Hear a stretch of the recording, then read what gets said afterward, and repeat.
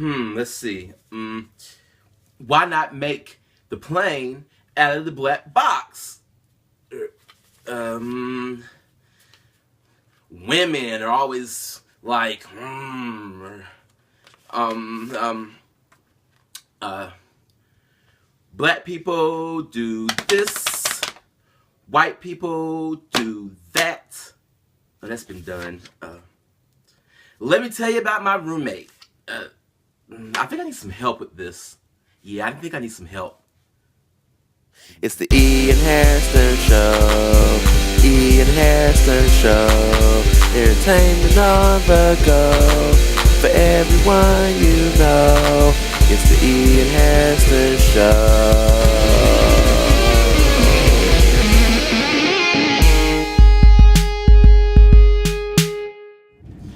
All right, hey everyone, we are here with owner, co-owner, because we just talked about that, Steve Lesser, also comedian Steve Lesser, here at the Idiot Box in Greensboro, North Carolina. Hello, Steve. Hello. How are you doing? I'm doing great. That's great. It's great to have you on the show. Well, let's jump right into it. We are at the Idiot Box. This is one of the premier comedy clubs in Greensboro. It's downtown Greensboro. How did you get this whole thing started? Well, I started doing comedy in the mid-'90s and loved it so much that fell in love with a woman who also does comedy, and we had to have it in our lives. So when we moved to Greensboro, we started up the Idiot Box, and then this is what it grew into. Where are you from? I'm originally from Syracuse, New York. So is that why you don't have an accent? Yeah, I guess not. Yeah, I used to have a Spanish teacher who goes, people from Syracuse don't have an accent. And that's, yeah. Anyway. What a weird place to pick. Yeah, well, she was from Syracuse okay. too. Yeah, I hope that's like not your wife, I don't know. But no, so. It'd be wild if I had the same Spanish teacher or something. Right. Was it Mrs. Swender? No, her name was Miss Fusco. Hey, Miss Fusco. Hey, Mrs. Swender. What has been? Well, tell me what goes on here at the Idiot Box. You all, you do stand up, you do improv, you also offer classes. Tell me a little bit about that. I think you more or less covered it. We do stand up, we do open mic every week, give people a chance to try out new material, take the stage for the first time. Then we have other stand-up shows and improv comedy shows every weekend, Fridays and Saturdays at 8:30 and at 9:30. Okay. Sorry, 8 and 9:30. I should know the times of my own shows. But 8 o'clock and 9:30 on Friday and Saturday. And then we also offer those classes, both in stand-up as well as in improv. And then occasionally we'll do sketch comedy, and we also have like burlesque shows and game shows and all sorts of fun things. Our vision for the Idiot Box is a place for all things comedy and fun. You're breaking out of the box of comedy? Yeah. Zing. Yeah. Nice. I'm not really like a comedian, so this is gonna be funny. No, that's like, good. Yeah, this is gonna be funny having you guys be like, that is not funny. So, okay. Where would you say being a comedy club owner in Greensboro, what is that like? Like, would you say the market's really great for comedians, or is it? I mean, are people always coming in here trying to try out new stuff? From a comedy community perspective, I think the Idiot Box, the community around the Idiot Box is a fantastic community. So there's literally hundreds of comedians who have walked in our door, both for improv and stand-up and sketch. And I love each and every one of them. They're great, and they love comedy as the art form, and they love taking the stage, and they love making people laugh, which is just fantastic. Mm-hmm. From a business perspective, we probably don't put I have a day job as well, and we could probably do better people, there. Yeah, well, most people, I found out most owners. They have, well, most people in this economy, not to get too deep, but most people in this economy have 2 jobs anyway, so, it is what it is, but...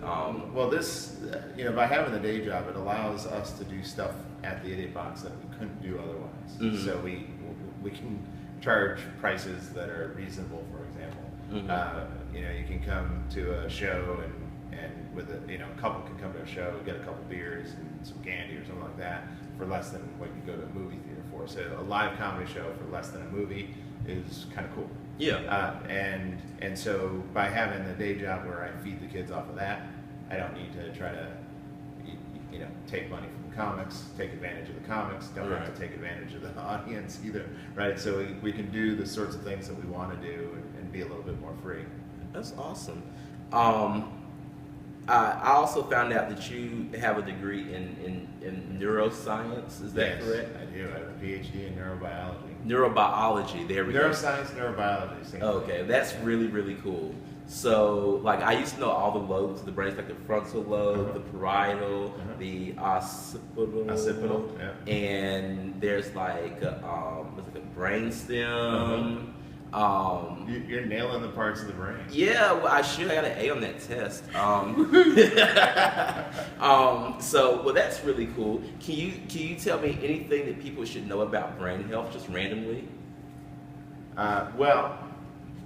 Does this kill brain cells? I've been told it does. Okay. So when you study neurobiology, you study this sliver, and then neurobiology is like that. Gotcha. So I studied a cell line; it wasn't even a brain. You study like axons? I studied how a particular class of proteins would regulate the electrical properties of neurons. What? I don't even know what that means. Okay. All right. Well, I'll tell you what. Let's go ahead and get into some random questions. Okay? Random questions. I'm going to ask you 3 random questions, and you just answer them. So, I'm ready. I'm ready. Who was your favorite childhood comedian? George Carlin. Okay. Yeah. Even though that's not technically a childhood comedian. That's but your favorite. My buddy and I got into George Carlin at an age that was not age appropriate, and we went to a concert even, and I don't know if this is supposed to be a clean one, so I'll edit it. Well, you can say whatever you want. Oh, you'll edit it out. Okay, so we chipped in for a shirt together, a concert shirt. Okay. It said had a picture of George Carlin, and it said Simon Says Go. So. Oh, that's hilarious, actually. And so he really wanted that shirt, but he knew his mom wouldn't let him keep that shirt. Mm-hmm. So his idea was, hey, why don't we split the shirt? Okay. And we can wear it sometimes. So I've never gone halvesies in for a shirt, but that was it. Yeah. That's hilarious. Turns out my mom didn't like that shirt either, and it disappeared. Thanks, Mom. I've had many shirts disappear, but they were after I was 18. My mom just kind of threw them away. So, thanks, Mom. As far as comedians, who would you say? Who are you most like? Do you have a comedian that you're most like at all, or a brand of comedy that you would say you fit into? I think I'm a mix of a bunch of different comedians. So Okay. I started doing more storytelling after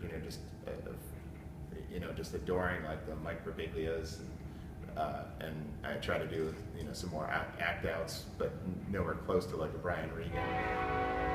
And there's the train. Mm-hmm. So that was it. Just one train horn. So I think I fall into a category of I think I'm a mix. Nope, there it goes. It's okay. It's tooting with you. It is.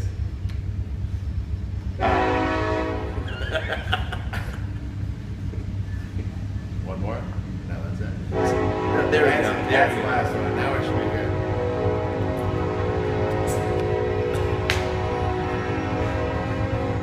Really long one. Yeah. And awkward. Real life. Yeah. Real So life. Yeah. point I was trying to make is that I don't think I'm like fall into any one particular style.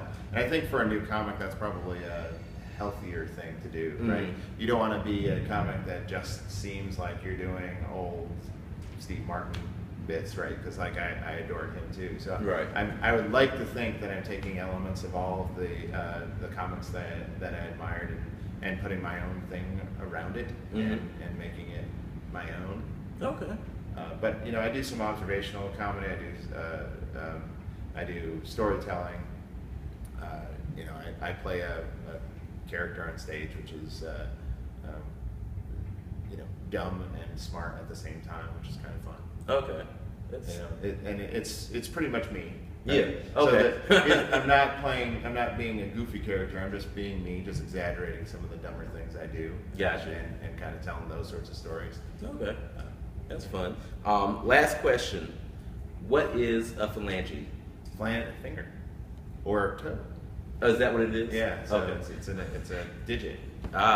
Okay. Well, there you go. All right. Well, this has been Steve Lesser, everybody. We're going to take a quick break, and we're going to come right back with comedian Shauna Trumbo. So we'll be right back.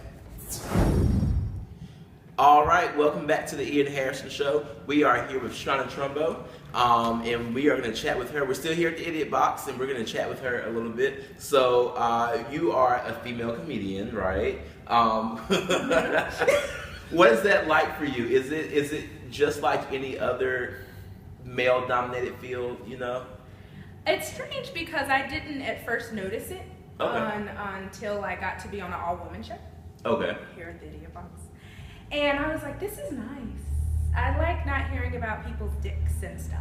Gotcha. So it was just really, I don't know, it was just interesting to hear the female perspective. And even though, we're all equal and all that great stuff, there is a different view. And I really appreciated that. So that's when I kind of felt like, hey, I miss the ladies. What would you say that view is? Like, what would you say is more like the female view versus like the male view of comedy? That's a huge question. Okay. Let's get some comedy theorists in here. I guess from my perspective, it's a different take. I mean, women are more, not all, I don't like generalizing, but, have some nurturing aspects in there, have a different perspective as far as parenting is concerned, have a different perspective as far as finance and working and all of that stuff. And so you kind of get to I hear my voice as opposed to just the male voice, which I think all the guy comedians are hilarious and I love them and they've helped me tremendously, but I didn't realize the female voice was missing until I experienced it live, honestly. So yeah. That makes sense. How old were you when you first started doing comedy? I started doing comedy last year, like as far as on a stage, stand-up wise. Okay. Well, and then before that I took a class here at the Idiot Box.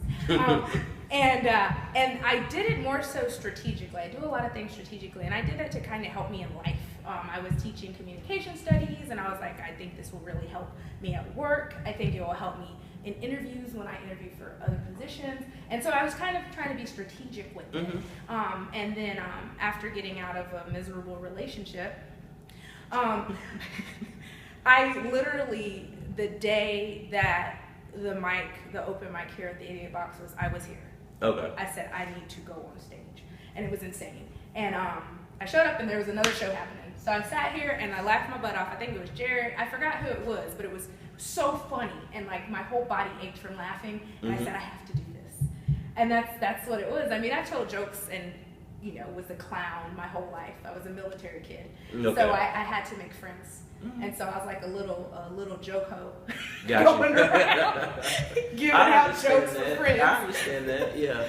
Funny story, I didn't think I was a funny person until my senior year of high school. We had to have class in the cafeteria for some reason, I can't remember. And we were sitting on these like little seats, and I was like, gosh, I was like, my butt hurts. And everyone just thought that was so funny, and I was like, thank you for thinking that's funny, but seriously, my butt hurts because these seats are like that big, so they're made for like lunchtime, not hour and a half long classes. So anyway, that's just me, but I'm not a comedian, so. I don't know about that. Butt hurts is funny. Yeah, well, yeah.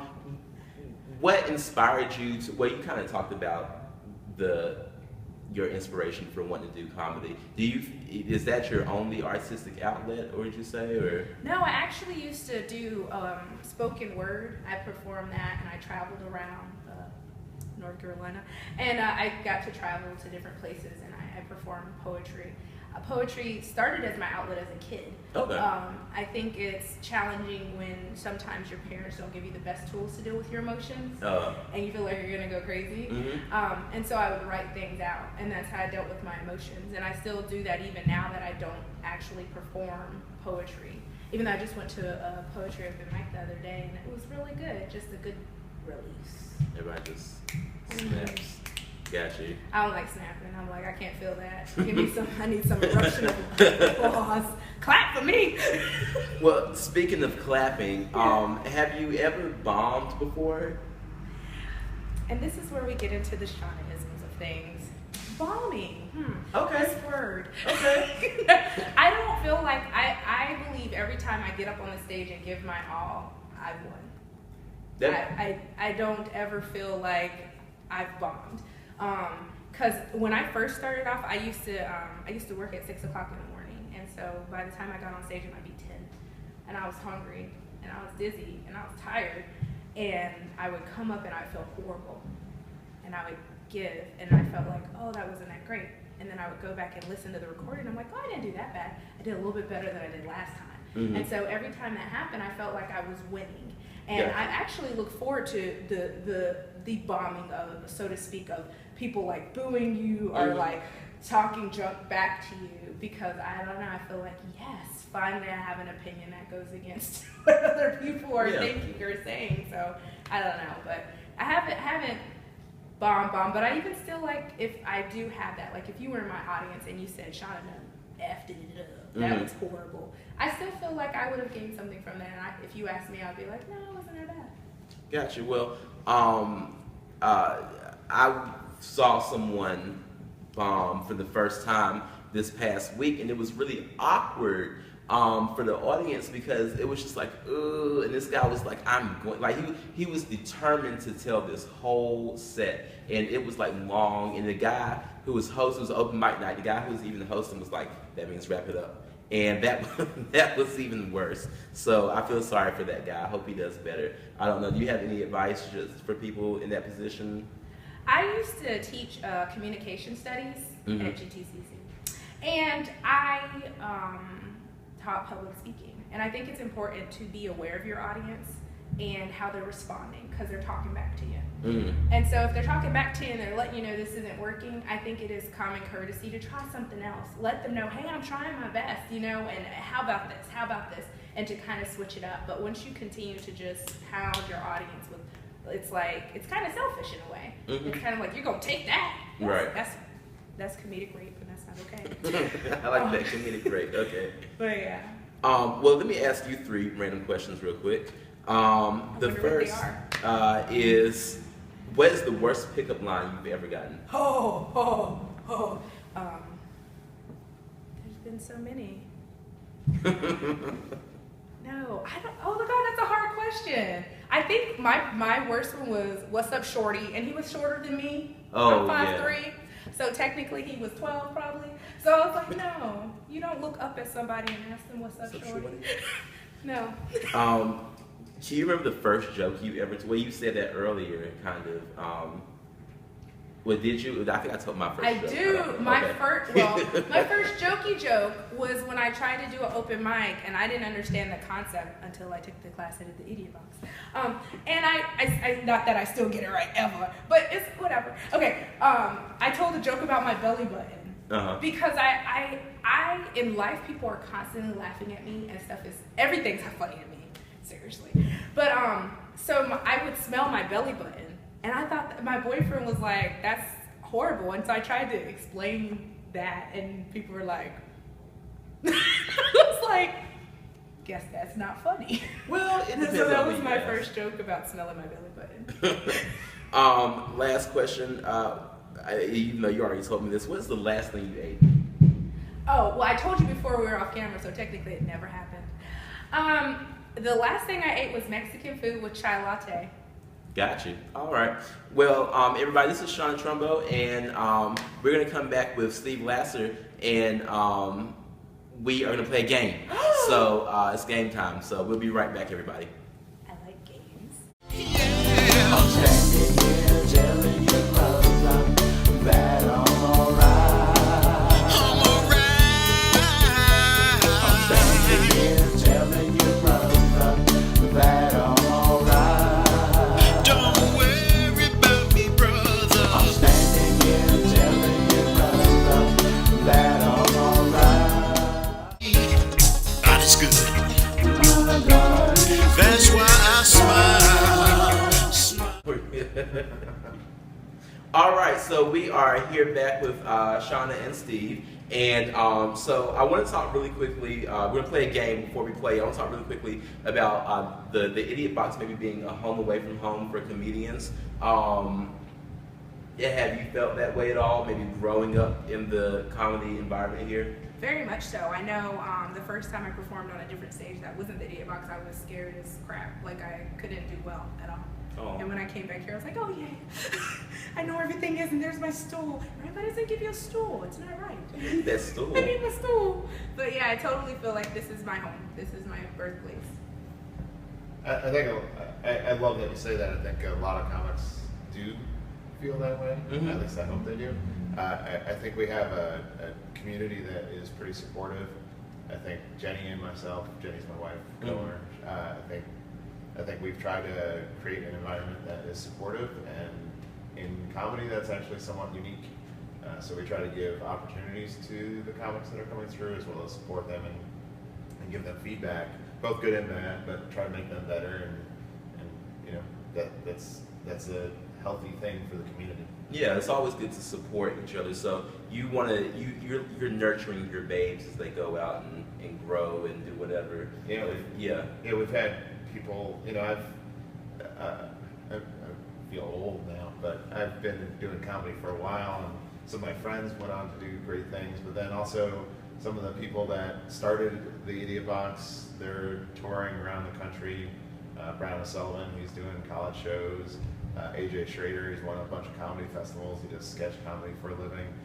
Some stand-ups are moving on to other cities, and people that when they come into town for the holidays always come back to the Idiot Box. So it's cool when they give me a pat on the back and say, "This was my home club." So I love that. That's awesome. And what about hosting here at the Idiot Box? Hosting events. I actually got to host an open mic. I found out 5 seconds before it was time to do so. That was fun. I did horribly. Okay. That was also fun. So I guess that was a bomb. I forgot about that. Callback. Yeah.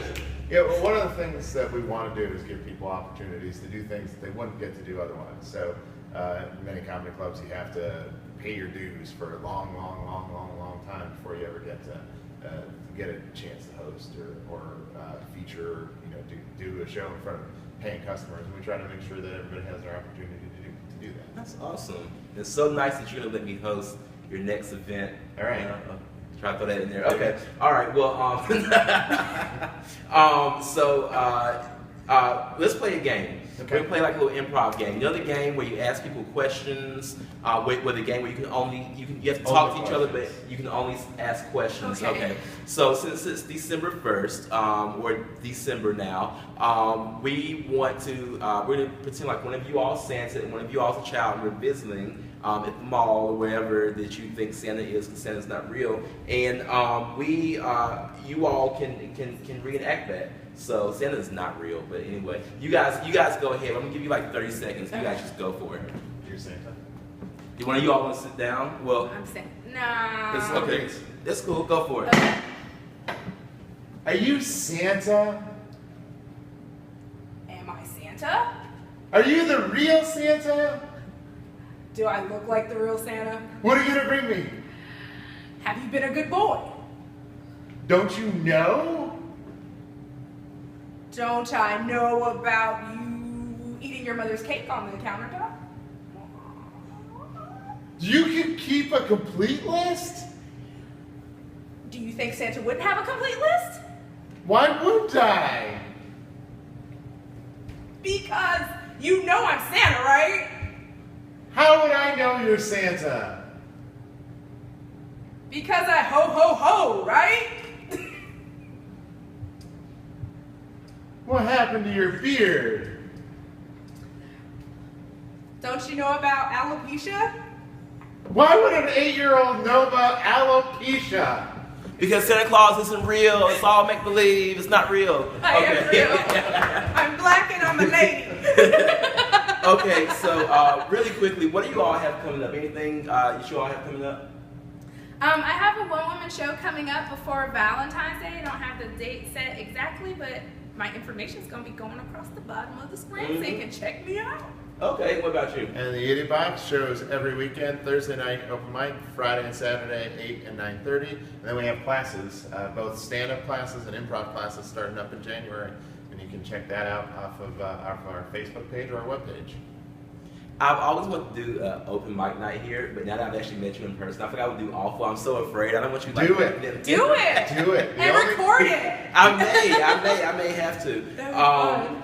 Before we go, I wanted to say my jam of the week this week. It is Uptown Funk by Mark Ronson featuring Bruno Mars. I know that Uptown Funk don't get to you. Yeah, it's a really good song. Check it out, that whole good thing. If we want to reach you, how can we reach you? What's your info? Find me on Facebook. My at thingy is Shauna Does Funny, so that's Instagram and Twitter, and just Shauna Trumbo on Facebook. Okay. And it's facebook.com/IBXcomedy or ibcomedy.com.